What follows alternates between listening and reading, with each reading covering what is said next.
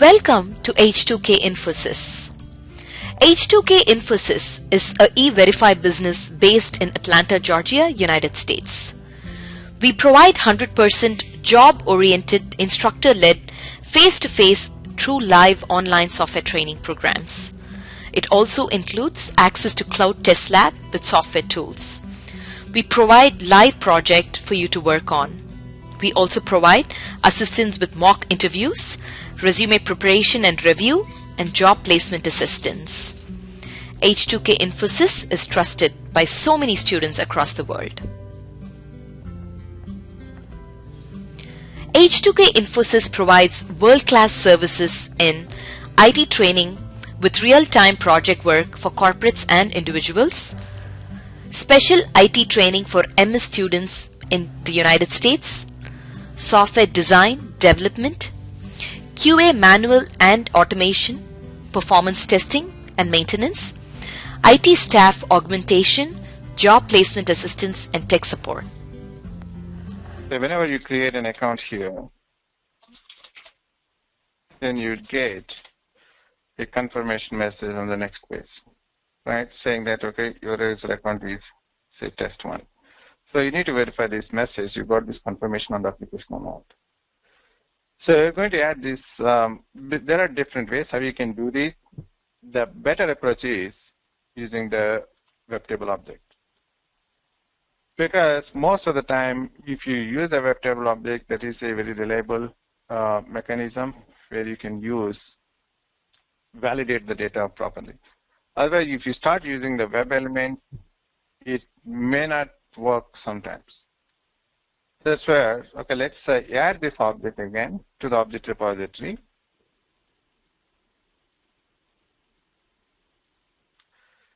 And then in this hierarchy, you will get the web element. This is what I'm saying. If you use this web element, get out of property, that may not work if the things change on the application. That's where if you go with the web table, then that is a reliable thing for this kind of verifications to capture any messages or to capture any information from the application. So if you add this, say I added that web table, and so now let us see where it is recognizing, say, view highlight in the application, so that it's going to give you that this is how it recognizes that web table. So now you can look at, even when you spy it,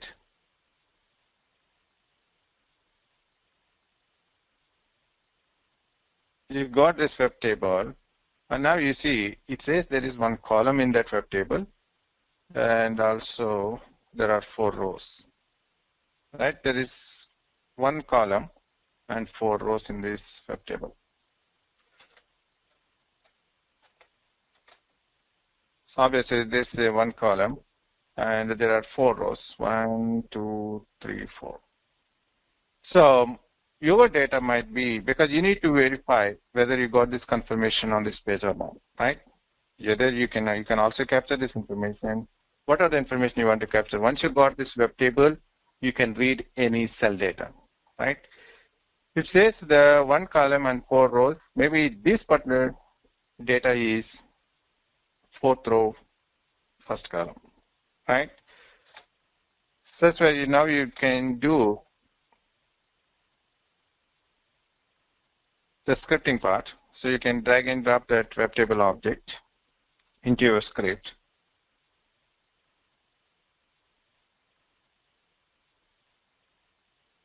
So this is the web table.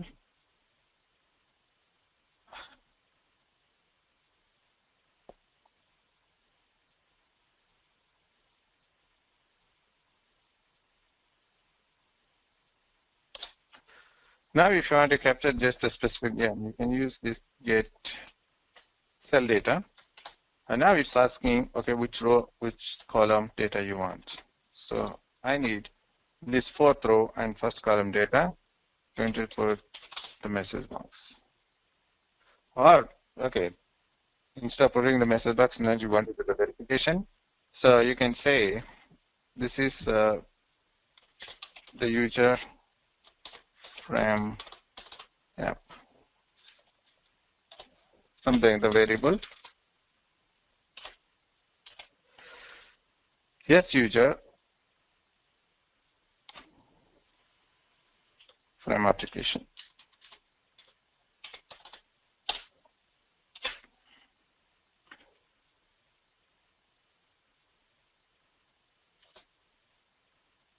So now we are going to compare this, what you get from your data, right, from data table or Excel.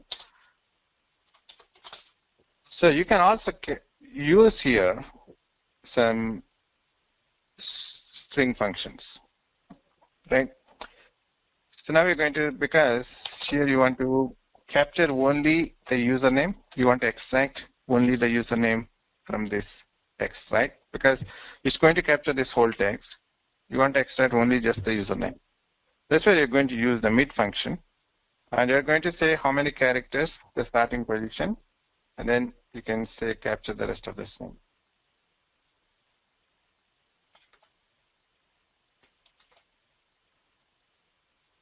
So how many? 1, 2, 3, 4, 5, 6, 7, 8, 9, 10, 11, 12, 13, 14, 15, 16, 17, 18, 19, 20, 21, 22, 23, 24, and 25th. So you're going to use the mid function now.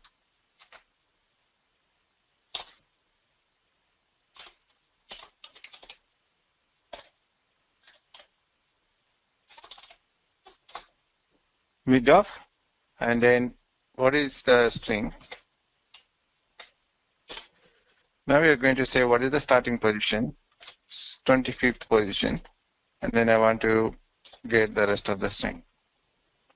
So that it's going to give you, now you are going to extract only just the username from that string. So this is going to give you the whole string, and then you capture only whatever is needed. So you extract that username and you are going to compare that. You can use the in-string function. And you're going to say if yes user, and then this is the user you're getting from the data table, right? So data table, that username.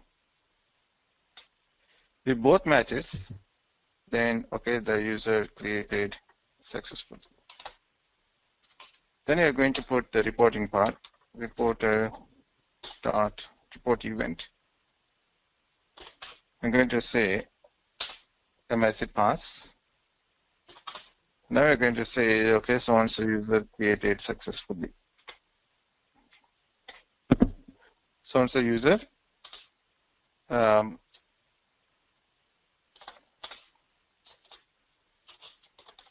because you're concatenating two strings here. This gives the whatever the value that is getting from the data table. We're going to concatenate with this ampersand character.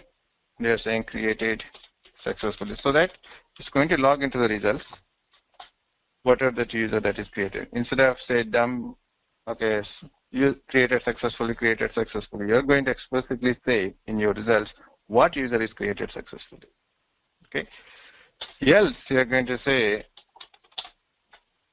so this is a failed thing because both the things don't match. Then you're going to report your results saying that no, it's not created. There's something wrong. So this is failed thing. And you're going to write user not created.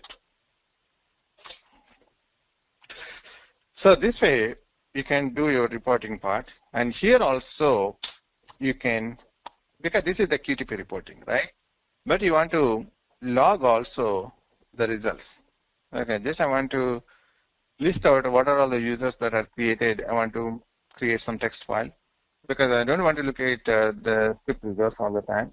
But all I look at is my log files here, some things like the text files, so that I can open the text file and tomorrow I can see what are all the users that are created on my application. That way you can keep all those logs here under the results folder. So we discussed before how you can create the text file, right? So using file system object. So you can use that. So if you want to get the code, I told you that you can go with this quick test personal help, or you can also go to code sample splice. That's where all these functional abilities are defined. So if you go to this, say if you decide we can use this file system object, so you can go to this VBScript reference runtime file system object. That's what they're going to talk about, how you can create this file system object, right? What are all the, how you can do the programming part, how you can create file system object. Then working with files, they talk about all those methods. Okay, so you'll get all those basics here. File system objects. Okay, one sec. Okay, so here you'll get all those methods listed, and then you can use these methods the way that how you want to log your files. So first, obviously, you're going to create a file. So let's go to this create text file method. So now we're going to first create this file system object, and then create the file, and then you want to write.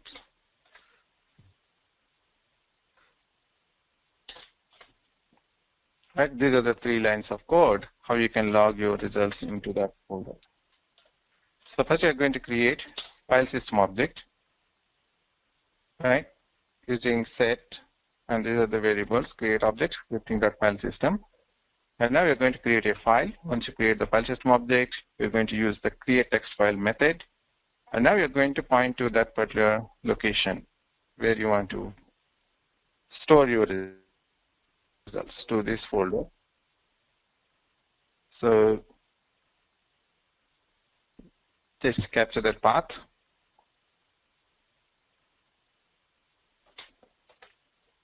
And then put it in your script. And also the file I want to create is something the user accounts.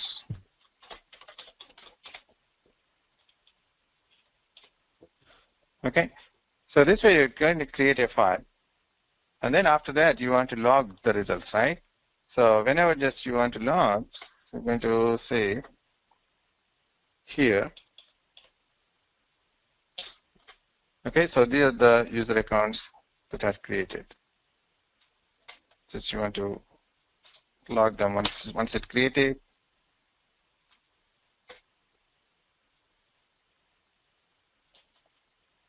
Then you're going to put that stuff into your log file. So that it basically like what it's going to do at this step is it's going to write the results into the QTP, and at the same time it also create a text file, and then it's going to list out what are the user accounts that are created on the application if your script passes. Right? That way you can also keep all those log files. You need not to open the individual script results. What are the user accounts, what are the order numbers, or what are the accounts that are created on the application. You can maintain all those log files on the results. Any questions?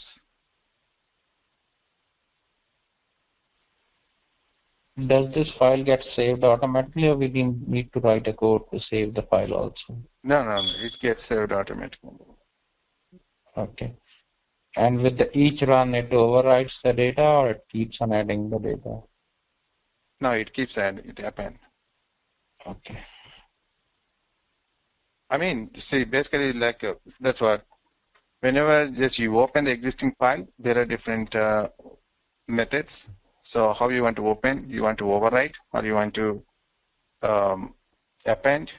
Say, for example, there is this method, write.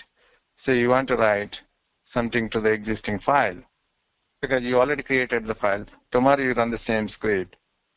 So whenever you run, so how you want to open the file? So whether you want to open in the appending mode, or you want to open in writing mode, or you just want to open the file just for reading purpose. That way you're going to define the constants here. For appending, that is the constant 8 actually. That's not here. Okay, so those are the different constants that you're going to use, how you want to open that mail. Suppose if you say, I open the text file, the existing text file for writing, that means it's going to overwrite. Whatever the existing data is going to erase, and then it overwrites the new things. Whereas if you say for appending, then it's going to append to the existing file, so that you keep the existing data, and then it append the new data to the same file.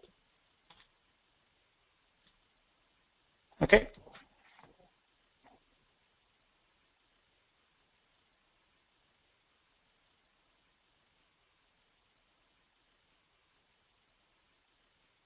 So Sam, if it is appending, then do we use a different, instead of using a write line, do we have to use something different, or what numbers? Like for reading it's 1, writing is 2. So do we have another number, or? Yeah, for appending is 8. I don't know why they missed that part here. It is 8.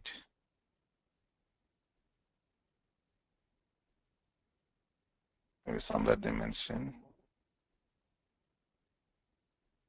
They're missing. It's 8 actually for appending. But you can write down the string so for appending, or you can use the number 8.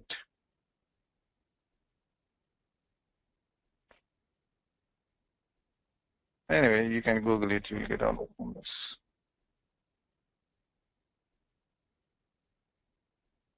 And we can do a similar one in an Excel too, right? Can we write the results on an Excel too? Yeah. I showed you, right? Yeah, the other day. Okay. Yeah, the other day how you can connect an Excel and then how you can write to the cell data.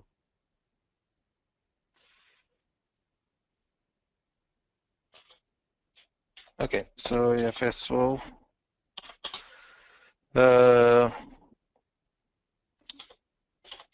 Right. Constants.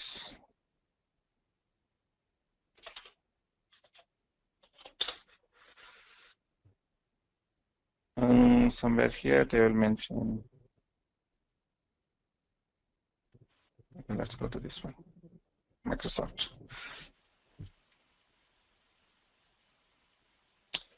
So for reading and for writing and for appending, yeah, for appending the constant is 8. Okay, so that is going to write to the end of the file. Okay, thanks.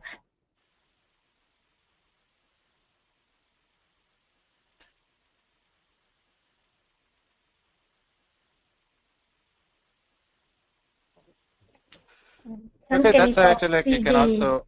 Sorry, what? Can you copy the code and put in the chat window just the retrieving the web table and the SSO right line? Yeah. Thanks.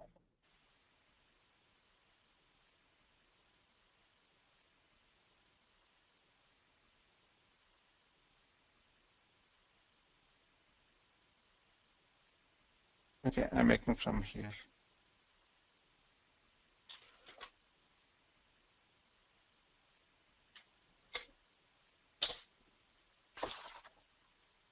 So how we will know that when we have to capture the web table instead of just like a particular text or like a particular?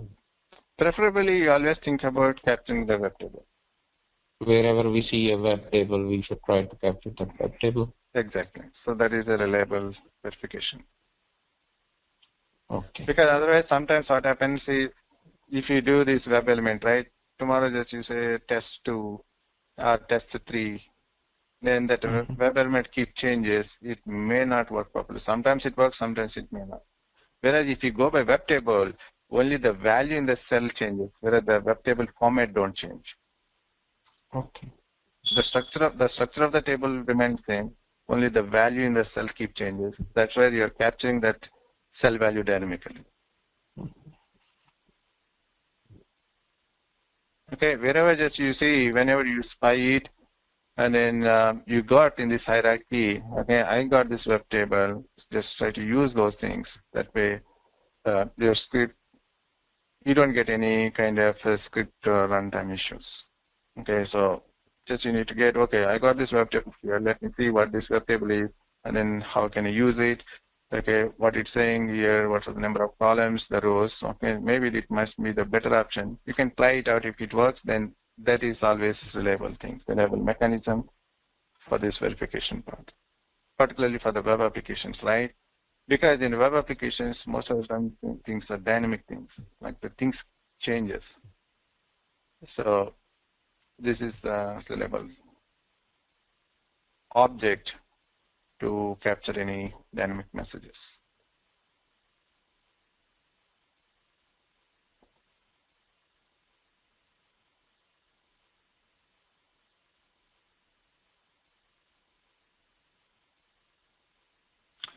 Okay, any other questions, guys?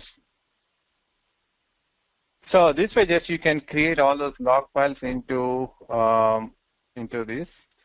Probably like I can run only for just let me in because for 3 rows it's going to take time. So you can do that offline. So I'm going to run for 1 row. I think the script is good. So let's close this application. And also like we can keep a breakpoint here because the rest of the script is the recording part. Just probably I can keep a breakpoint here. And then let's try to run the script.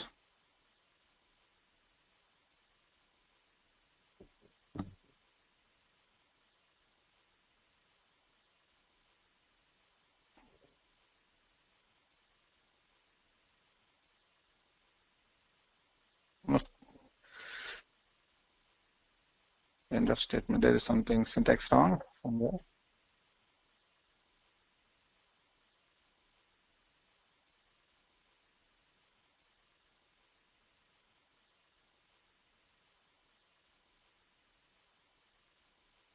Table.value, click on register link, open application.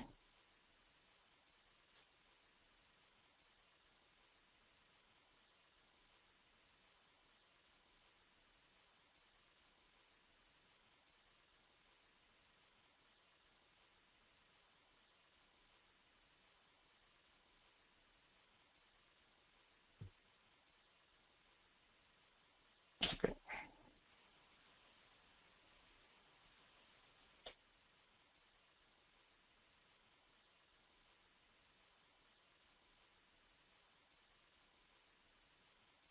Under F also, the 26th line also you have to change it.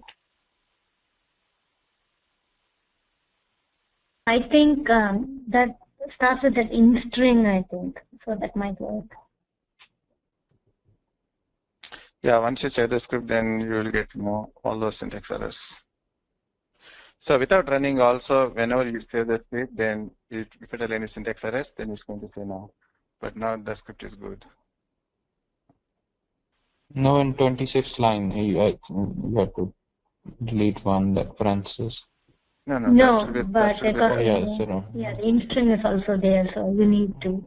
Yeah, that's good.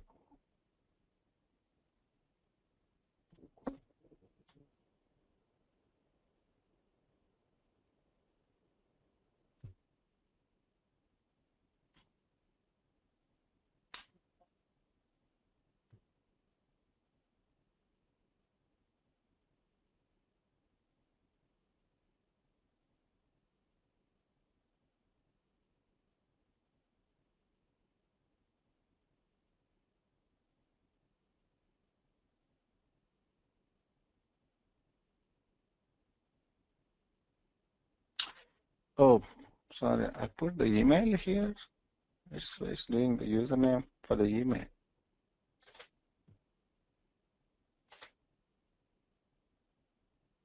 I used the wrong object here. You see, the application is doing for the email, the username. Maybe let's see what this object is.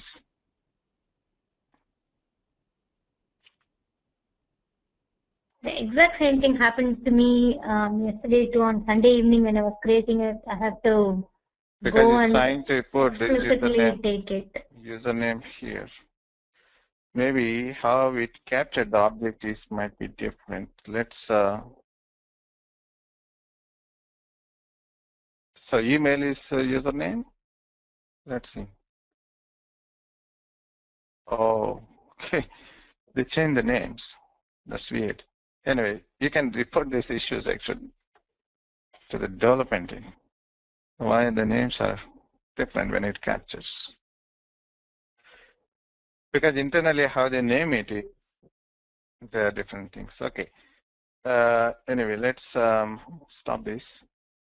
You should have told me, guys. If you already work, you should have told me that before.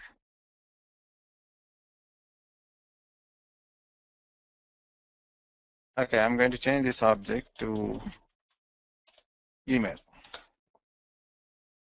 Okay, so this is the list of objects. Then you can also select which object you want to use. So that is email. So now it's good, I think. Can you show one time again, like how you highlighted in the application what we did? No, just I opened the object repository. Okay. And then I just did because it's complaining, right? So the username is not correct. Then I checked. Okay, what is the right one? Then I checked. I selected that object, and then I selected view highlight in the application, so that it's going to. Okay. That way I know like what is the right object then. Okay. Okay, I think now it's good. Let's do this. Let's run that script once again.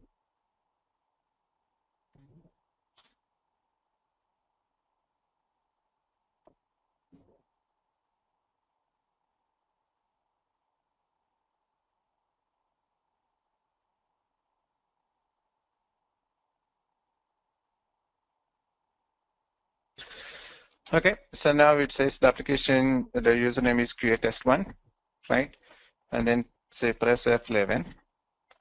Now it's captured that. So if you want to see, you can also debug and then see what are the values you're getting. Go to the debug here and then paste this variable. Oh, it's captured nothing. Get cell data.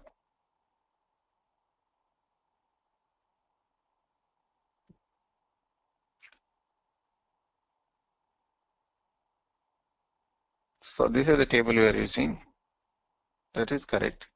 Maybe the row and column what we are using is wrong. So it's giving the empty one. The table object is correct. Okay. That's actually, this is where the debugging really helps in this case.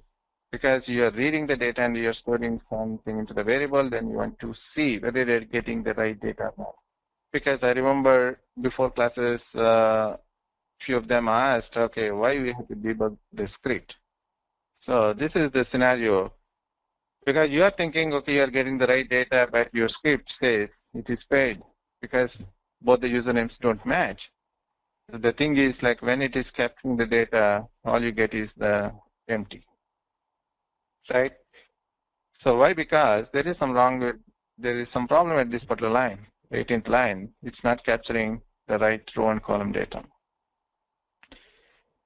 So there is no point to execute. Then now you are going to do the scripting part, like why it's not capturing. So you just copy this line, and then you want to execute only that particular piece of line because you want to do some random thing now. Okay, what is 3 then? Third row and first column data. So I want to put some message box here to see what it's getting, and then I can execute only that particular line. You need not execute the script again and again because you know that particular line is having some issue. Just you copy that particular piece of line, and then just run that piece of line at the end of the script and then see what it's getting.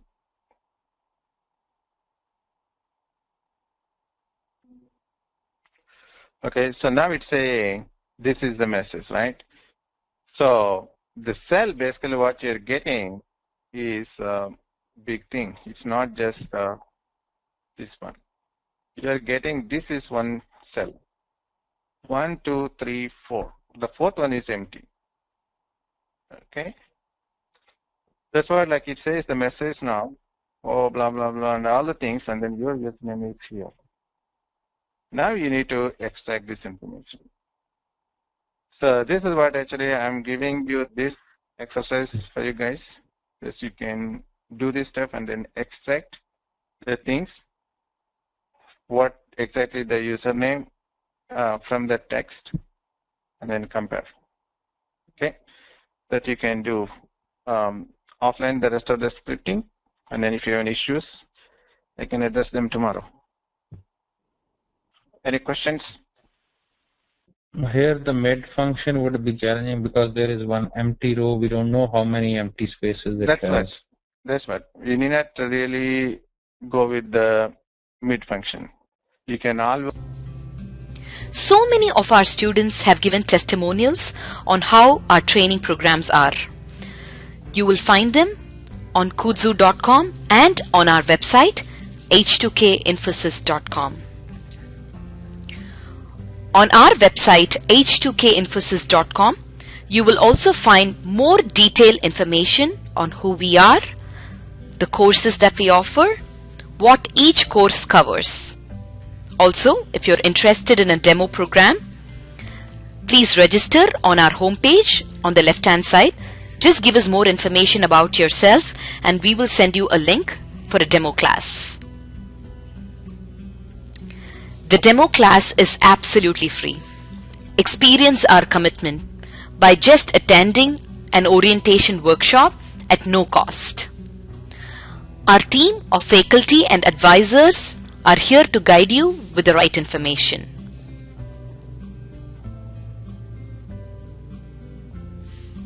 If you still have more questions, please feel free to call us. Call us at 770-777-1269. This is a United States number. If you're calling from the UK, call us at 020-337-17615. You can also email us at training@h2kinfosys.com or h2kinfosys@gmail.com.